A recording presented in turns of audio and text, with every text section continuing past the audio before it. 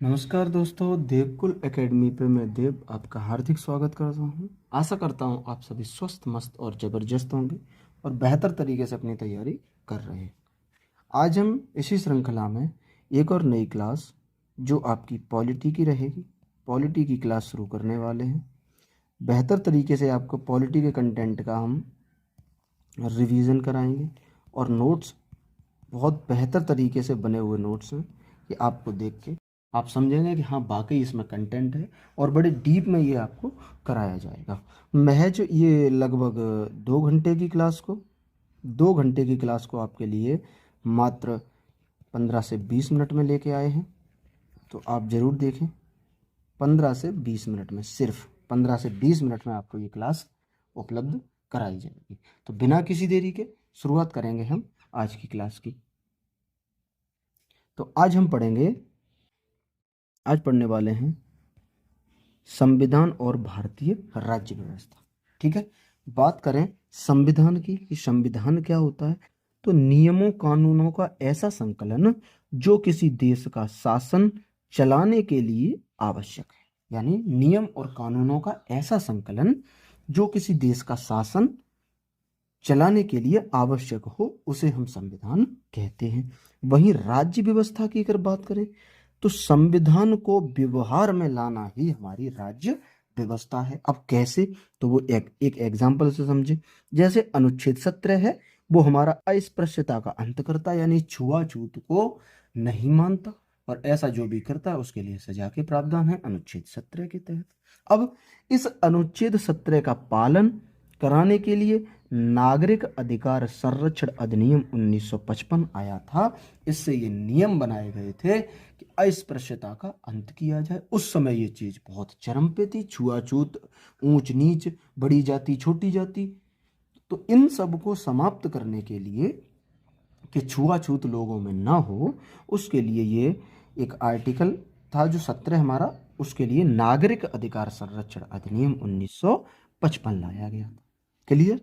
आगे बात करें कि राज्य व्यवस्था को चलाने के लिए क्या क्या जरूरी है, तो हमारा संसद जरूरी है, दंड न्यायालय होना चाहिए और गैर संवैधानिक संस्थाएं भी बनाई जाती हैं राज्य व्यवस्था को चलाने के लिए। तो ये भी आपको याद रखना है। आगे बात करें कि जो हमारी गैर, यहाँ पे हम अब बात करेंगे संस्थाओं के बारे में। अभी एक वर्ड आया था संस्थाएं, तो हम संस्थाओं को जानते हैं। संस्थाएं 3 प्रकार की होती हैं। एक आपकी संवैधानिक संस्थाएं होती हैं, एक असंवैधानिक संस्थाएं होती हैं और एक आपकी गैर संवैधानिक संस्थाएं होती हैं। ठीक है, अब ये क्या क्या होती है इनके बारे में जानते हैं। जो संवैधानिक संस्थाएं हैं, यानी जिनका जिक्र संविधान में हो, जैसे जैसे अगर आपसे बताएं तो वित्त आयोग, इसके लिए आर्टिकल 280 है। निर्वाचन आयोग आर्टिकल 324 है। यानी ऐसी संस्थाएं जिन्हें किसी अनुच्छेद के तहत संविधान में उनका लिखित रूप में वर्णन किया गया है, उसे संवैधानिक संस्थाएं कहते हैं। अब बात करें, अगली है आपकी असंवैधानिक संस्थाएं, जो संविधान का उल्लंघन करें। यानी ऐसे संगठन या संस्थाएं जो संविधान का उल्लंघन करें। तो वो कौन कौन से एग्जाम्पल हैं हमारे, एक हो गया आतंकवादी संगठन, दूसरा हो गया माओवादी संगठन और नक्सलवादी संगठन। तो ये संगठन है, ये हमारे संविधान का उल्लंघन करते हैं, आतंक फैलाते हैं। तो ये तुम्हारी असंवैधानिक संस्थाएं हो गई। और ये भारत में जो नक्सलवाद की शुरुआत हुई थी, ये 1967 से हुई थी। ये भी याद रखना है कि भारत में नक्सलवाद की शुरुआत 1967 से हुई थी। ठीक।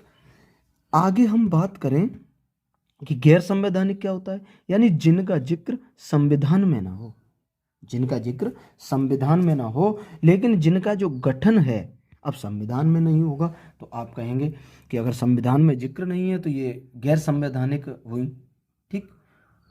तो अब कहेंगे इनका गठन कैसे होगा, संविधान में जिक्र नहीं होगा लेकिन इनका जो गठन होगा वो आपका करेगा प्रधानमंत्री नहीं राष्ट्रपति मंत्रिमंडल की सलाह पे, प्रधानमंत्री नहीं, इन जो ये जिनका गैर संवैधानिक संस्थाएं हैं इनका गठन राष्ट्रपति करता है और ये मंत्रिमंडल की सलाह पे इनका गठन किया जाता है। इसका एक बेहतरीन एग्जाम्पल है हमारा नीति आयोग।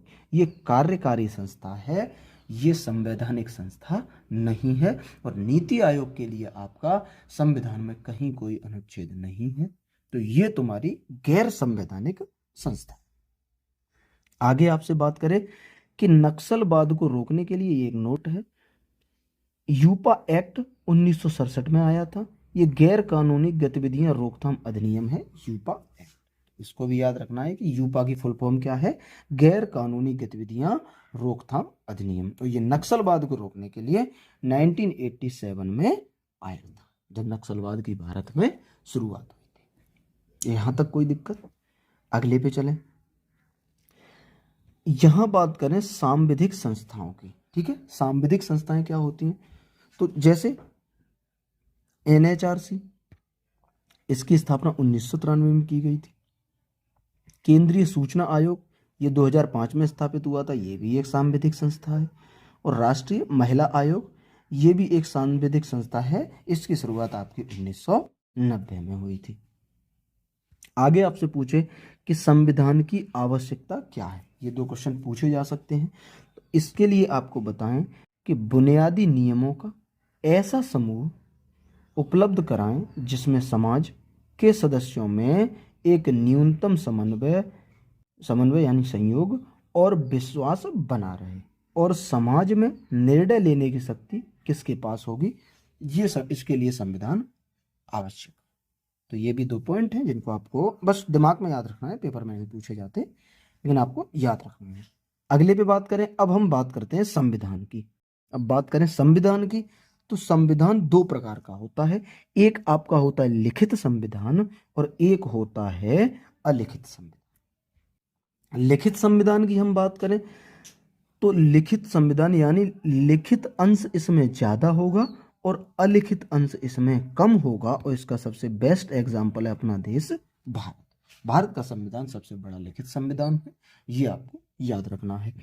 तो लिखित संविधान में क्या होगा, लिखित अंश ज्यादा, और अलिखित में क्या हो, अलिखित अंश कैसा होगा, कम होगा। अब यही इसका अपोजिट होगा आपका अलिखित संविधान।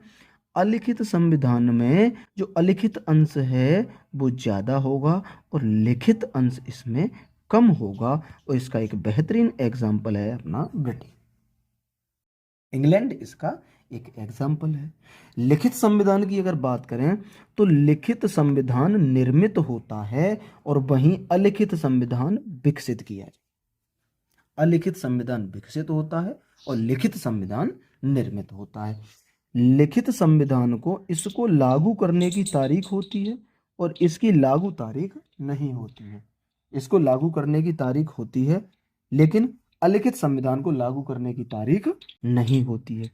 वहीं लिखित संविधान हमारा एकात्मक, संघात्मक, अर्धसंघात्मक सरकार या संविधान हो सकता है, और वहीं हमारा बात करें अलिखित संविधान तो ये संविधान हमेशा एकात्मक होता है। क्लियर? इसमें न्यायपालिका शक्तिशाली होती है और अलिखित में विधायिका शक्तिशाली होती है। ये लिखित और अलिखित संविधान में थोड़े से आपके पॉइंट थे जो आपको याद रखने हैं। अगले बात करें हम, एक नोट आपको याद रखना है कि संविधान देश की राज्य व्यवस्था को तय करता है। ठीक है, अब शब्द आया है यहाँ राज्य व्यवस्था। तो राज्य व्यवस्था की जो प्रकृति है वो एकात्मक सरकार होती है। राज्य व्यवस्था की प्रकृति हमारे यहाँ कैसी है, एकात्मक सरकार, या राज्य व्यवस्था शब्द का ही मतलब है इसकी प्रकृति एकात्मक होती है। जैसे शक्तियों का केंद्रीकरण एक जगह होता है, जिसका एग्जाम्पल है यूके, फ्रांस और जापान।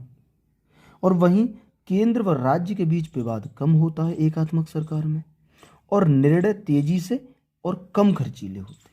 जो एकात्मक सरकार है इसमें तुम्हारा क्या होता है कि केंद्र व राज्यों के बीच विवाद भी कम होता है, निर्णय तेजी से होते हैं, और निर्णय जो होते हैं वो कम खर्चीले होते हैं।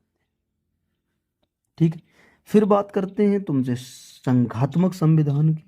इसमें क्या होता है कि जहां शक्तियों का विकेंद्रीकरण हो, जैसे बड़े क्षेत्र वाले देश, जो बड़े क्षेत्रफल वाले देश हैं उनकी जनसंख्या ज़्यादा है, दूसरा, केंद्र और राज्य स्तर पर विवाद भी इसमें ज्यादा होते हैं संघात्मक संविधान में।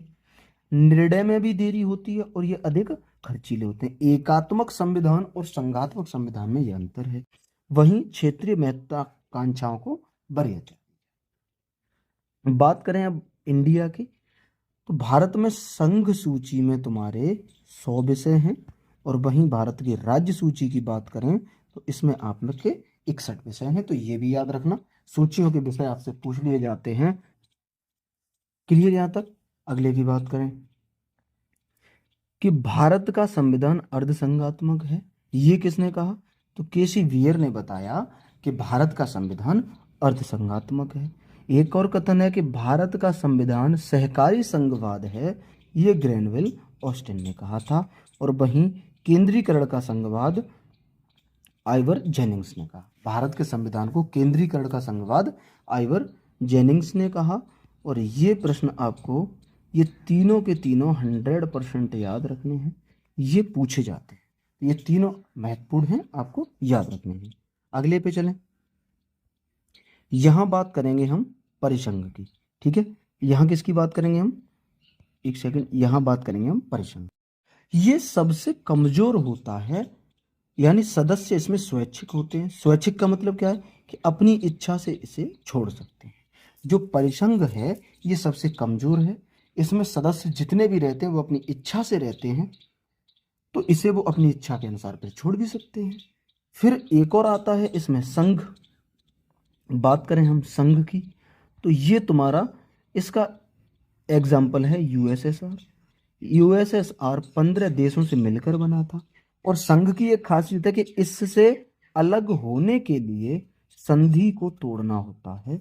यानी परिसंघ से तो हम अपनी इच्छा से अलग हो सकते हैं, लेकिन संघ में जो भी शामिल हैं, जैसे यूएसएसआर में 15 देश शामिल हैं, अगर कोई देश इससे अलग होना चाहता है तो उसे संधि को तोड़ना पड़ेगा, उसके बाद वो अलग हो सकता है। इसका एक और एग्जाम्पल है यूएसए।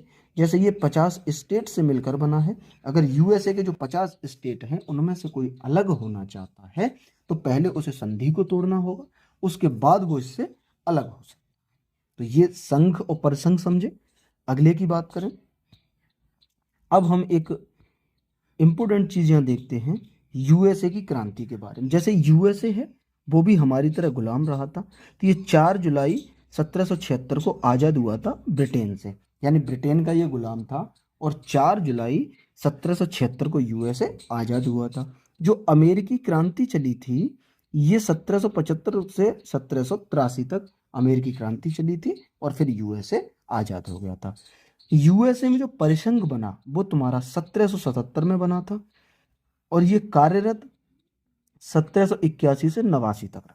1781 से 1789 तक यूएसए में परिसंघ कार्यरत रहा, और उसके बाद 1789 में से यूएसए ने खत्म कर दिया। उसके बाद यूएसए ने एक संघ बनाया जिसमें यूएसए के 50 स्टेट शामिल। अमेरिका का जो संविधान है, अमेरिका का संविधान कब बना? तो ये 1789 में अमेरिका का संविधान बना था। और यहाँ एक पूछा जाता है कि विश्व का पहला लिखित संविधान था। तो ये इंपोर्टेंट है, आपसे पूछ ले कि विश्व का पहला लिखित संविधान किस देश का था, तो आप याद रखेंगे कि अमेरिका का था। और ये कब बना था? तो 1789 में बना था। रूसी क्रांति भी आपको मोटा मोटी याद रखनी है कि जो हमारी रूसी क्रांति है ये 1917 में शुरू हुई थी, रूसी क्रांति। क्लियर? अगले की बात करें, यहां हम बात करें संघ यानी यूनियन की। यूनियन की अगर हम बात करें तो इससे राज्य अपनी पारस्परिक सहमति से अलग नहीं हो सकते। जो यूनियन है इससे राज्य अपने पारस्परिक सहमति से अलग नहीं हो सकते। संविधान देश की सरकार का स्वरूप बताता है। तो ये भी तुम्हें याद रखना है कि जो संविधान है वो देश की सरकार का स्वरूप बताता है। जैसे संसदात्मक सरकार, संसदात्मक सरकार में क्या होता है कि राज्य का प्रमुख अलग और शासन का प्रमुख अलग होता है। इसका जो एग्जाम्पल है, बेहतरीन एग्जाम्पल है हमारा भारत और ब्रिटेन। संसदात्मक सरकार में राज्य का प्रमुख अलग होता है और शासन का प्रमुख अलग होता है। फिर आता है एक अध्यक्षात्मक सरकार। जो अध्यक्षात्मक सरकार आती है इसमें राज्य और शासन का प्रमुख एक ही होता है। जो अध्यक्षात्मक सरकार है उसमें राज्य और शासन दोनों का प्रमुख आपका एक ही होता है, तो इसको भी याद रखना है। अगले पे चलें। एक तीसरा आता है अर्ध अध्यक्षात्मक सरकार, जिसमें दोनों के लक्षण हो, यानी दोनों के जिसमें लक्षण हो वो होता है आपका अर्ध अध्यक्षात्मक सरकार। बात करें संविधान के वर्गीकरण की, तो संविधान का वर्गीकरण एक तो उद्गम और उत्पत्ति के आधार पर होता है, जैसे निर्मित और विकसित। निर्मित हमारा इंडिया का है और विकसित तुम्हारा ब्रिटेन का है।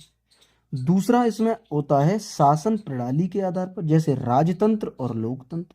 तो भारत में हमारा लोकतंत्र है। राजतंत्र का मतलब होता है कि राजा का बेटा ही राजा बनेगा, तो वो पीढ़ी दर पीढ़ी चलता रहता है। हमारे यहाँ क्या होता है कि इलेक्टेड होके आते हैं, यानी चुनाव के द्वारा आते हैं।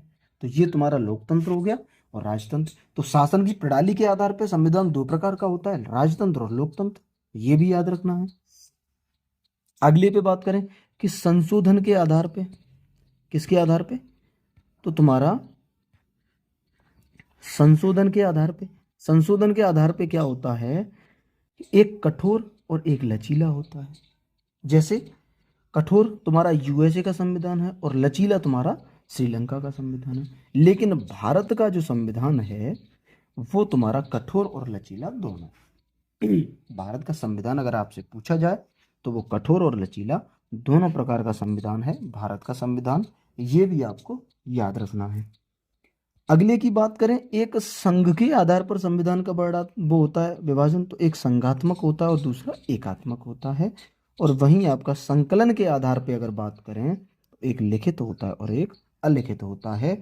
इसके एग्जाम्पल आपको पता ही है, लिखित हमारा भारत का और अलिखित की बात करें तो ये यूके का यानी ब्रिटेन का संविधान। तो ये दो क्लासेस नवीन सर की एक में ही कराई हैं। बहुत बेहतरीन तरीके से आपको रिवीजन कराया गया है। महज 16 मिनट की क्लास में आपको कम से कम 2 घंटे का कंटेंट का रिवीजन कराया। ये एक रिवीजन क्लास है, आप चाहें तो इसे रोक के अपने नोट्स भी इससे बना सकते हैं, बहुत बेहतरीन तरीके से हैं।